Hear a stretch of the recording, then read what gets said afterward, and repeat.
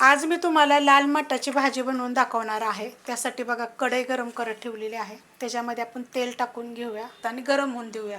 छोटा 1 चमचा टाकायची मोहरी, छोटा 1 चमचा टाकायचं जिरं, त्यात टाकायच्यात बघा लसणाच्या पाकळ्या। लसूण चांगला भाजून घेऊया। त्यात टाकणार आहे मीडियम आकाराचा एक कांदा चांगला भाजून घेऊया। त्यात टाकायची हिरवी मिरची, कमी तिखटवाली मिरची आहे। आता याला काय करते, 1 मिनिटभर परतून घेते।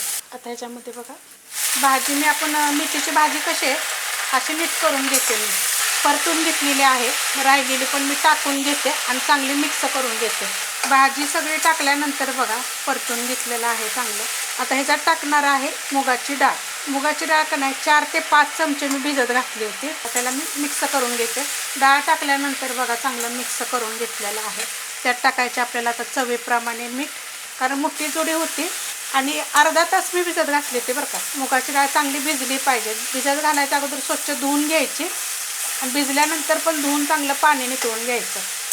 मिक्स करून घेते आता मीठ टाकलेलं। मीठ टाकल्यानंतर पण चांगलं मिक्स करून घेतले। पाणी बघा सुटलेलं आहे, मीठ टाकल्यावर पाणी चांगलं सुटतं असं।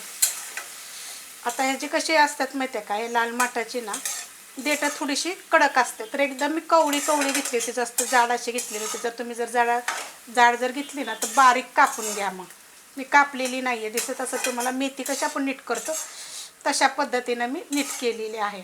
आता ह्याला काय करणार आहे, गॅस केलेला आहे मी आता बारीक। 5 मिनिटासाठी मी वाफ काढून घेणार आहे, पण झाकण ठेवूया, कारण की जर जाड एखादं देठ असेल का नाही तर ती पण शिजून निघेल। बारीक गॅसवर बघा फक्त 5 मिनिटं मी झाकण ठेवलं होतं, फक्त एक वाफ काढून घेतलेली आहे। नाही जरी म्हणजे झाकण लावलं तरी पण चालेल, पण हे जे एखादं देठ जर कडक असेल का नाही तर मग ते खाताना आपल्याला हे होईल। त्यासाठी थोडंसं झाकण ठेवायचं, कारण आपण याच्यामध्ये डाळ पण टाकलेली आहे। आता झाकण वगैरे ठेवायची गरज नाही। अशीच आता आपण ह्याला काय करायचं, थोडंसं पाणी जे आपलं सुटलेलं आहे ना झाकणाचं पण ह्याच्यामध्ये पडलेलं आहे, तर ही गॅस मिडियम करून आठवलं तरी चालेल, किंवा असं बारीक गॅसवर जरी होऊन दिली तरी चालेल। डाळ नसेल टाकायची तर तुम्ही मोठं शेंगदाण्याचं कूट पण टाकू शकता। साधी सिंपल पद्धतीनं पण मी 2 ते 3 रेसिपी बघा मी अपलोड केलेल्या आहेत, पण अशी पण एकदा करून बघा, खूप चविष्ट अशी लागते। कारण मुलांना वगैरे खायला नाही अशी भाजी खरंच छान लागते। तर आता आपण ह्याला होऊन देऊया बारीक गॅसवर बघा। 5 ते 7 मिनिट झालेलं आहे। मी थोड्या वेळानं असं हलवलेलं आहे, वर खाली जरा करायचं। पाणी तर पूर्ण आटलं गेलेलं आहे बघा, पाणी नाही आहे, थोडंसं असं ओलसर असावं। डाळ पण आपली मस्त अशी शिजली गेलेली आहे, कारण की मी तिला चांगली भिजत घातली। ते बघा तुम्हाला दाखवते, हे बघा चांगली शिजली जाते। मुगाची डाळ का नाही भिजायला टाईम पण लागत नाही, पण मी अर्धा तास भिजत घातलेली साध्या पाण्यामध्ये।